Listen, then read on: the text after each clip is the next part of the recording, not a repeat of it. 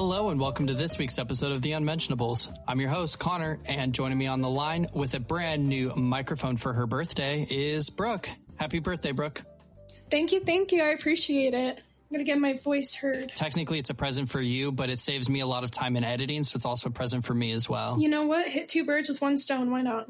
I wanted to talk to you today about something that kind of sits heavy on my shoulders during the holiday season, yet I watched you so gracefully work with these kinds of problems, and that would be the concept of maintaining relationships.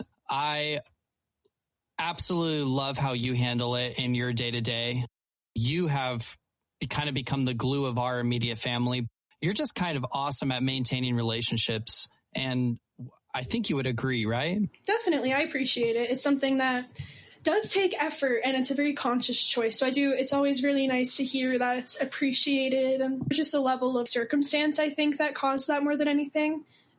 Once I graduated high school, there was a certain responsibility. I'm the adult now, and I can't sit around waiting for people to come care about me as the kid. It's my job now to actually do it. I'm, being an adult.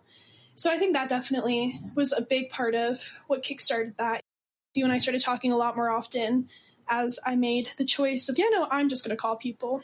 Yeah, and I'm super, super grateful because that's not something that I naturally, it's just not how I naturally think. That's not where my mind goes. I would say that you and I are probably the closest we've ever been. And I think a lot of that is because you took that initiative to cultivating that relationship or extending that olive branch.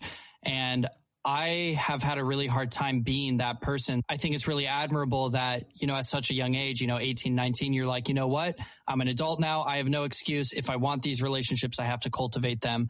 Whereas a person like me, my natural place to go is, oh, why aren't they calling me? Why aren't they reaching out to me?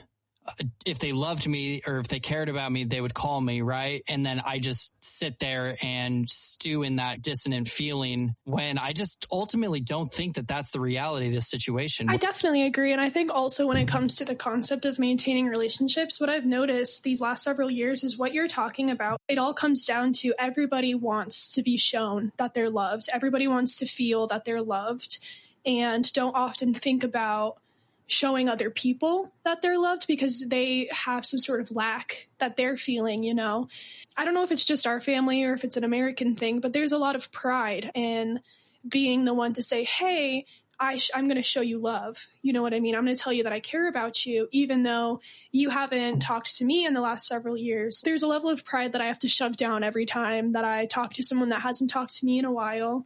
And most people that I've talked to have that same relationship. Oh, well, I'm always the one reaching out or I'm always the one giving. It's my turn to get a little bit, I think honestly, everybody feels that way. Everyone feels like they're constantly giving and giving and giving and not getting enough in return. And I think that there's a certain point where you just have to accept that you might never get a call back from someone, but you're still going to reach out anyway because you want to have a relationship with them or you don't. And if you don't want to have a relationship with them, great. Don't talk to them.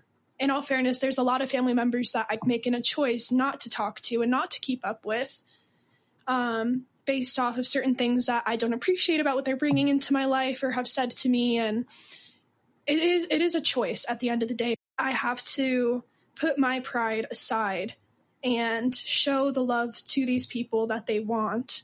And ultimately, what it's resulted in is I get a call every so often of them being like, I was just thinking about it and you're always calling me and I never call you. So let me just give you a call real quick. Yeah, perfect. I'm calling you without the expectation that you're going to talk back to me, that you're going to care about me more or something like that.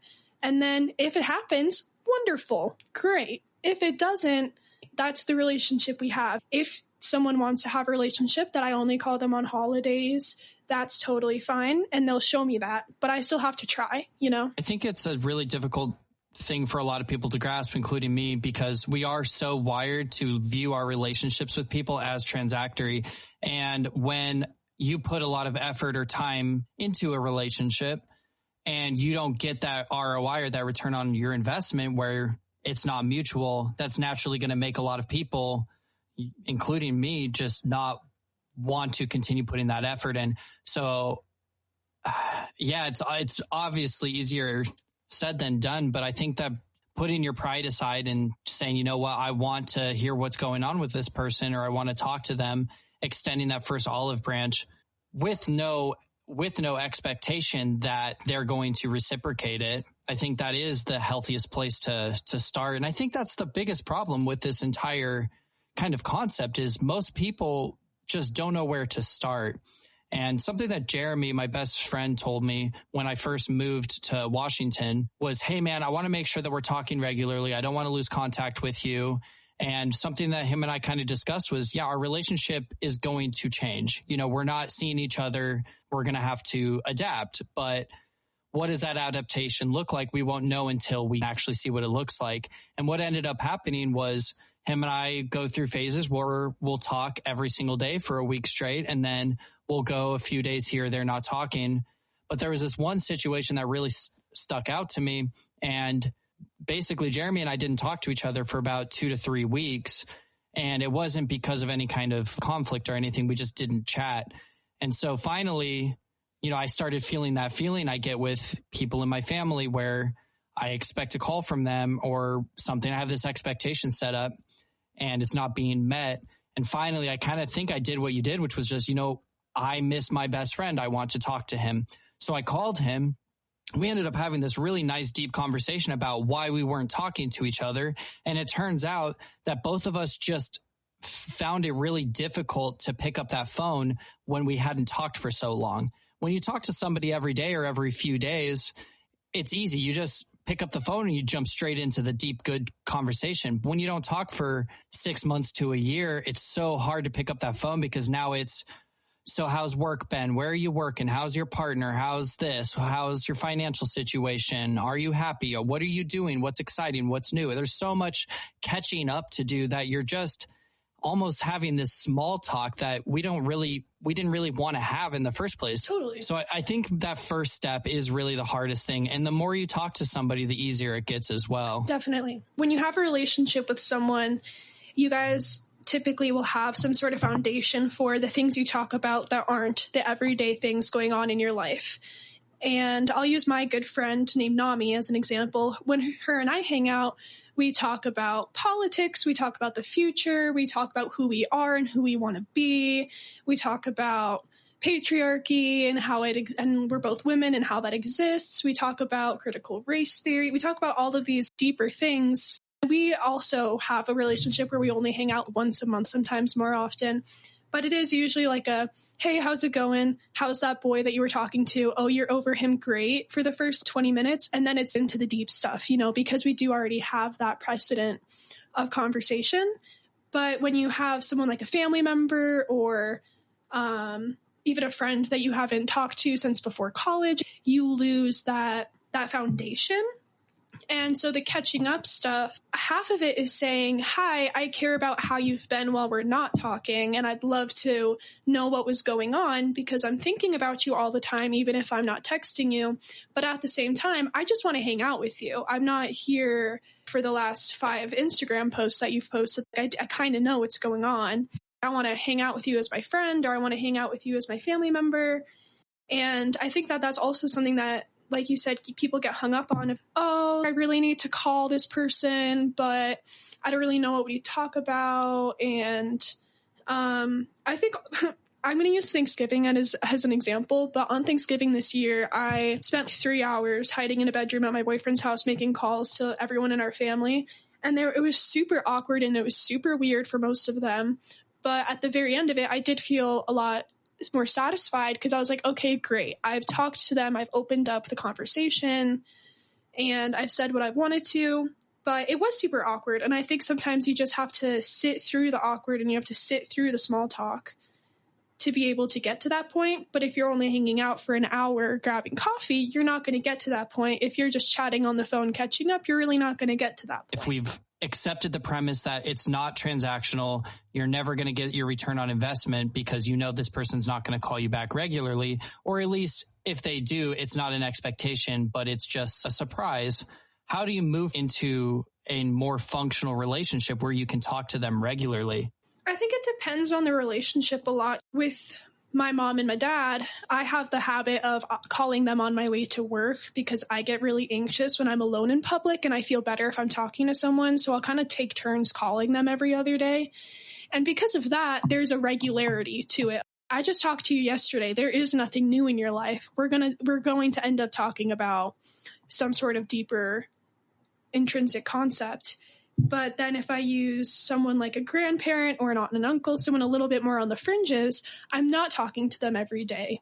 And with the exception of my grandma, I don't really have a relationship that's pre-existing to build upon. So what it comes down to, I think for me, is that I've always been the kind of person that's very aware of social cues and expectations, but actively and consciously don't use them or apply them in my life. So if I'm talking to someone on the phone that I haven't talked to in a while and it's kind of small talky and boring, I'm just going to ask them a crazy question. I'm just going to randomly start going off about something I've been thinking about. And that usually elicits a deeper conversation about something more than, what are you doing for work? What grade are you in? How tall are you these days? You know what I mean? And it really helps if you don't have the expectation that they're going to talk back to you, or you don't have the expectation that they're going to love you more. You can really just say whatever you want and just be yourself. Ultimately, they're going to pick up the phone or they're not. They're going to get off the phone as quickly as possible, or they're going to be like, oh yeah, that is interesting. Here's my thoughts on it. And most of the time it's the last one. If the social expectation is that we are calling each other on an equal level and neither of us is putting in any more effort than the other, I'm already breaking that social cue by calling them 3 times in a row before they call me back. I think that's what you did with me. I mean, I have a lot of shame in how our relationship was for many years because of how close we've gotten and how much I feel like we're always playing catch up with each other, because I do now consider you one of my best friends and I love talking to you. We both love talking, so it just kind of works out. And it bugs me so much that it took me so long to get to that point. But that's what you did. You just called me. Hey, what are you doing? We have a short conversation. And then guess what? Brooke's calling me 4 days later. Oh, hey, what's up? Do you need anything? Nope. Just calling to say hi. And you're right. Before I knew it, you're on my mind. You're in the active parts of my brain. Whereas I feel like a lot of the family members and stuff, yes, I care about them. Yes, I hope that they're doing okay, but they're not on my mind constantly. They're not in the active parts of my brain. So you just kind of almost force yourself into the forefront of my mind. And then, I'm much more likely to pick up the phone and say, you know what?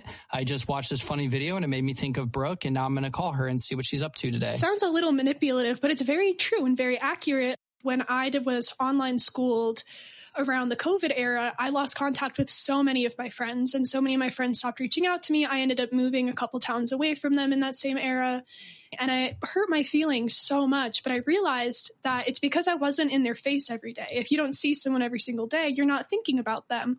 And it's not because they don't love you, or it's not because they don't care about you, but it's because you're just not right in front of their faces. And we're all busy and we're all stressed and we're all dealing with our past and our futures all the time. We don't always think about other people because we just don't have the time to. But if I take the time to force myself into your life a little bit, I'm right in front of your face. You are going to think about me. You are going to think about the family a little bit. And it's not that I intentionally did that, because it does sound a little manipulative in that way, but having to realize that the reason that my high school friends that I consider family don't talk to me isn't because they don't care about me. It's because I'm just simply not a part of their life anymore. They only see me when I post on Instagram or on my Snapchat story. Yeah, that's a really good point, and it makes a lot of sense. And I think the reason why I wanted to have this conversation before we get into, more of the holiday stuff is because there are a lot of people that only talk during the holidays. And I would encourage the listener, and honestly encourage myself, that if there's somebody you want to talk to, don't wait for a reason to call them. Maybe it's just about picking up that phone on holidays. I get calls from roughly 10, 15 people, and those 10 or 15 people are probably getting 10 to 15 calls from other people. So those conversations, I'm telling the 10 different people what I've been up to for the last 6 months or a year. And then that conversation just gets so exhausting. So maybe talk to them during this holiday season, and then maybe give it a month or 2 weeks or something, call them again. people get lonely during the holidays, especially when they are disconnected from their family or their friends or whatever it may be. And I think we talk a lot about empathy on the podcast. And I think that maybe extending that olive branch, extending that empathy and trying to, be that person who puts their pride aside to ultimately foster those relationships or water those plants. Maybe that is, the best step you can take to getting rid of those yucky feelings about rejection or feeling like you don't get what you deserve, In the holiday season, everyone deals with a lot of the emotional upturning that comes about of remembering the past that you spent with these people and where you are now in the present. And it's sometimes harder, I think, to try and foster a relationship if you're only calling on the holidays, because there is that level of social cues. If you're calling me because we're family and it's Christmas, if we're actually family, you would call me when I get a new job or when I send my script to a competition or something like that, of people show you how they care about you. And it's honestly easier to talk to people when it's not the holidays because of that, because on the holidays or on birthdays, there is this very selfish, you're allowed to be selfish, but this very selfish desire to be loved and to be, shown that you're cared about because it's the holidays and you're supposed to feel like your family loves you. Whereas if it's the middle of May and you're chatting, that's part of your day today. That's part of your life. That's not particular moments in time that have some sort of pre-existing condition on it. And so, yeah, for the holidays, I actually try really hard to keep those conversations really short and tight, unless it's someone that I haven't talked to in a minute. But I also think that for anyone wondering how to do that, how to start, the easiest sentence that I've used, both on friends and family, is, "Hi, I've been thinking about you a lot and I miss you. I would love to talk to you." That's really all it is. That's all you have to say is the truth of, I'm thinking about you and I miss you and I want you in my life. So here's me putting you in my life. That's the sentence. You're putting yourself out there completely and you're being very transparent with it. And so I think that that's a really, really good suggestion, because if people have their guard up and you've never fully mended that bridge or that relationship, whether it's your fault or not, putting yourself out there in such a vulnerable way and saying, hey, this is how it is. This is how I feel. And this is what I want. Yeah, you might get rejected and that'll hurt in the short term, but at least you kind of know that's where you stand, right? Exactly. And then, you don't need to put in that kind of effort, or you need to put in more effort. Definitely. Depending on what your goals are, I guess. I also think there's something to be said about the nature of vulnerability itself. If you're trying to maintain a relationship or foster a relationship, the easiest way to feel connected to someone is to be vulnerable with them, because it gives you a sense of safety and it gives you connection, and you can usually bond over things that are much deeper than what you do for work, for example. And I think vulnerability is something that's a necessity in any relationship, whether it's family or romantic or friendship. That vulnerability is kind of the point, ultimately, of having it. It's the key to it all, right? It's kind of the point. If I can go to my sister or my brother when I want to talk about my parents, because I can be vulnerable with them about it, because they know. If I want to talk about this boy crush that I have, I can go be vulnerable about that with my friend, because they're my wingman. They know. The vulnerability aspect is not only the hardest part of maintaining or having relationships, but also the most necessary part of it. Well, and that's, I think, the hard part too, because that's where a lot of people get hurt. That's where those betrayals come in. And a lot of the issues come from being vulnerable with not necessarily the wrong people. Sure, that happens, but also, we all are human. And I don't think that most of the people are necessarily trying to be vindictive or hurtful. And if they are, that's not a relationship that we're talking about on the cast right now. I'm not saying you should go out and call your abuser on Christmas to see how they're doing, but people are trying to be good in the best way that they know how. And so if you do get that rejection, maybe it's not about taking it personally. It's about, learning from that interaction and what future interactions will look like with that person. Exactly. Because I think that if you were going to be vulnerable with that person in the first place, even if they reject you, the love you have for them still stands. That can reevaluate how much you're caring about that person. It doesn't mean you stop caring about them, but But yeah, it is a learning curve, but I also think that there's nothing wrong with being rejected. It hurts and it doesn't feel good and people take it really personally, but being vulnerable is never a bad thing, because how could it be bad to show someone that you love them or that you care about them? Even if they don't care about you the same, at least they knew that they were loved, you know? You shouldn't be making these calls because you want to receive love. You should be making these calls because you want to be giving. And I think that is kind of the basis of your entire thesis with this entire conversation we're having, is that it's not about you in the beginning. If you want to grow, I need to plant these seeds and I need to water it and I need to put in this work and this effort to watch this plant grow and be healthy and happy. And so if you maybe look at it from that perspective, if you want to foster a relationship, or if you want a relationship with somebody, stop thinking about yourself first and think about what you can do to make that person feel loved and feel accepted and trusted. And that will lead them to maybe being more vulnerable and more open to conversation with you. I think most people also have a really bad relationship with the concept of control, and relationships with people that you care about are going to do nothing but bring that up of, I can't control if this person loves me. I can't control that a person cares about me or how they feel about me.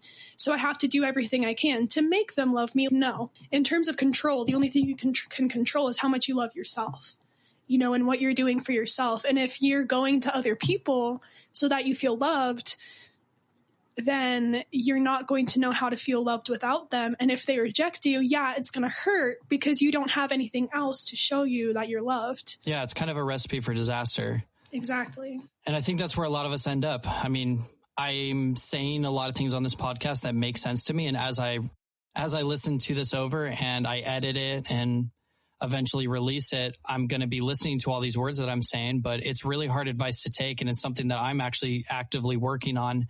I still don't know if I'm going to pick up this phone and call a couple of people that are on my list. I'm not sure if I am or not, but I think that you give a lot of really good advice and good perspective, because you are, you know, you're the queen of it. My grandmother, who had passed away, we always called her the glue of the family.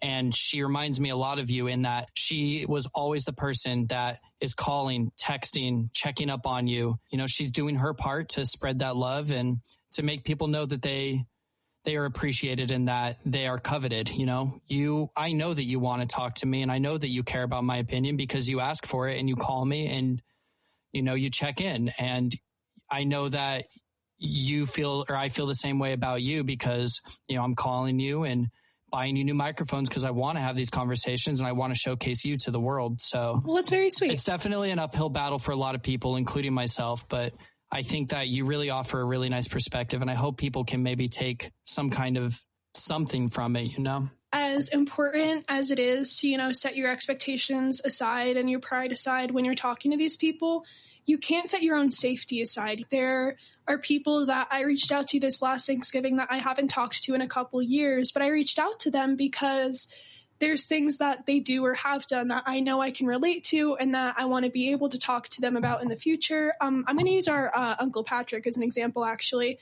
He is like the coolest person in the world. I really value a lot of his opinions, but I haven't talked to him in the last several years just because I was an adult. I was doing my own thing, but I was still thinking about him. I was still valuing him.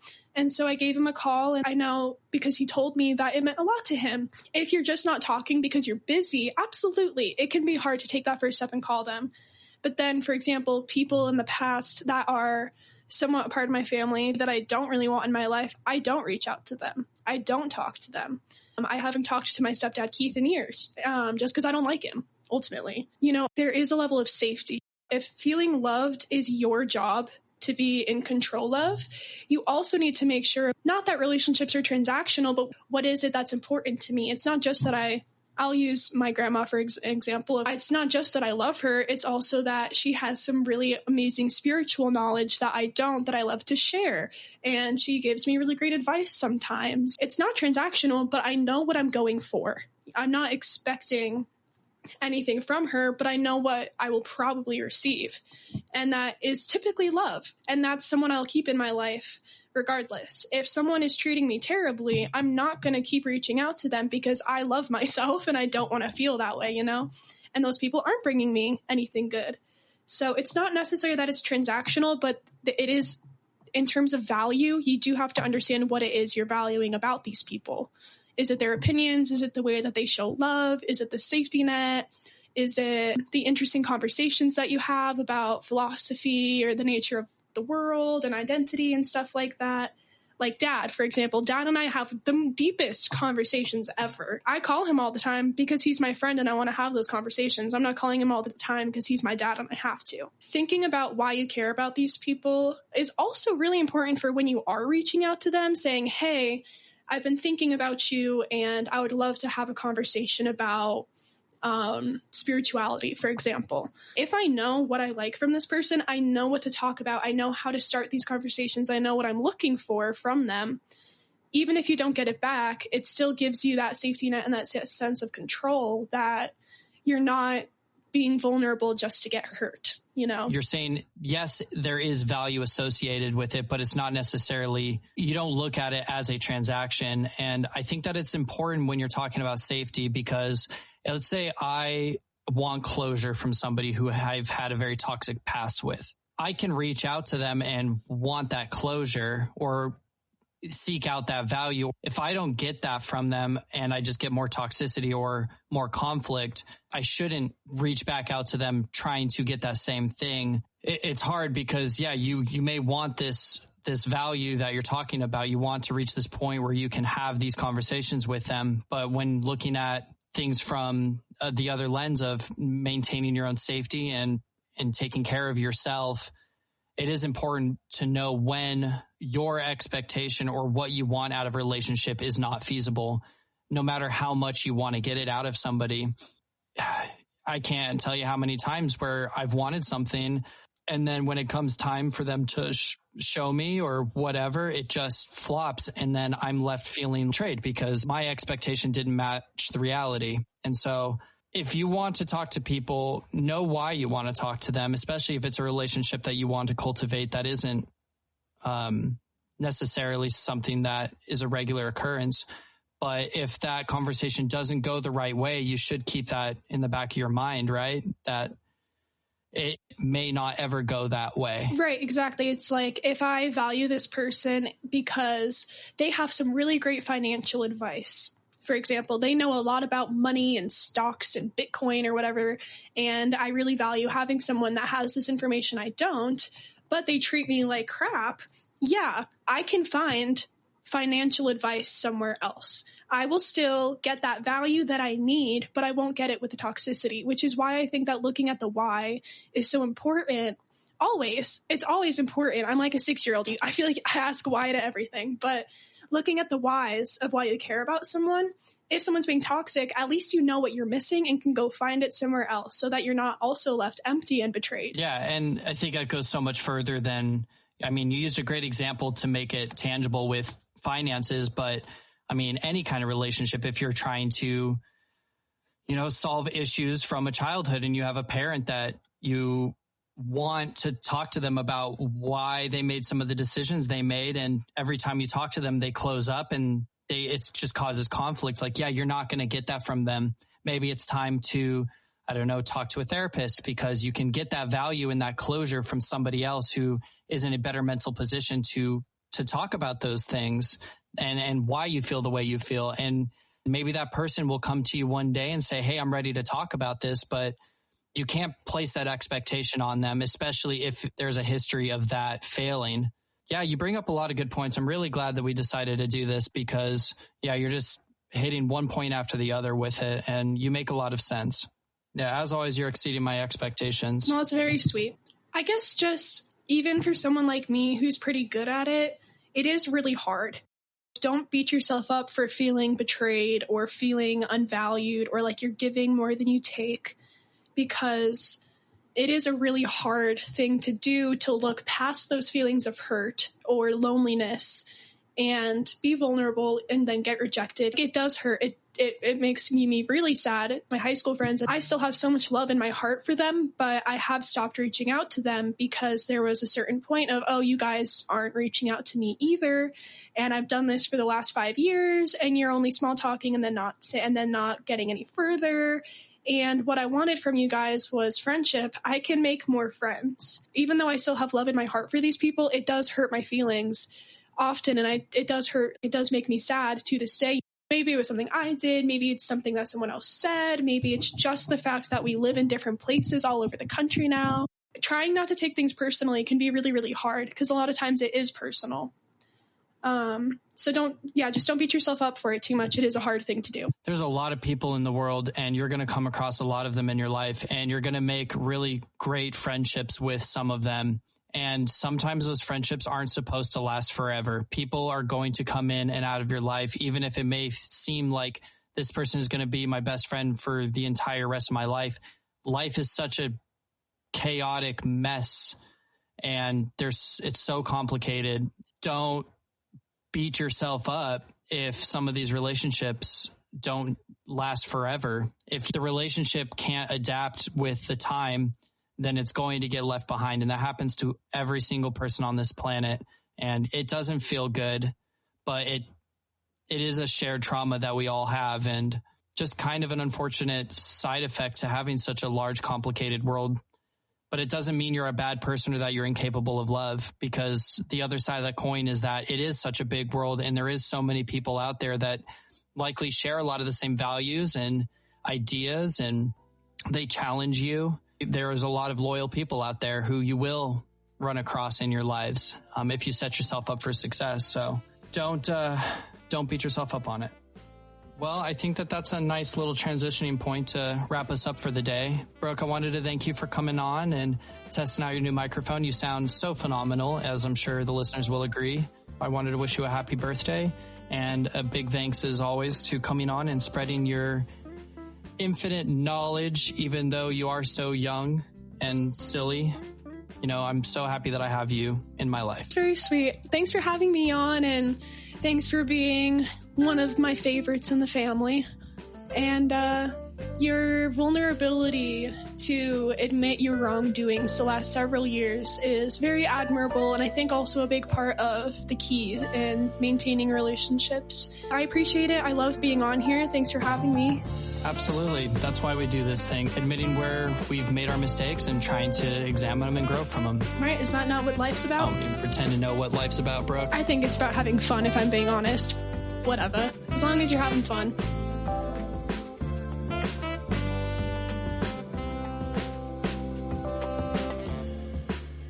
Thank you for tuning in to today's episode of the Unmentionables Cast, your weekly bite-sized dose of nonsense.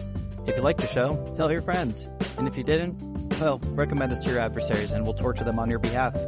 If you want to get in contact with us, send all questions, comments, concerns, issues, problems, and suggestions to theunmentionablescast@gmail.com. The show will always be free, but if you'd like to support us directly, you can do so at patreon.com/theunmentionables. Don't forget to subscribe, like, follow, thumbs up, or ring a bell to help pump up those juicy stats for us, and we'll catch you next week. You got any big plans for the holidays? I was going to say training for the revolution, but well, honestly, aren't we all? Nothing too crazy.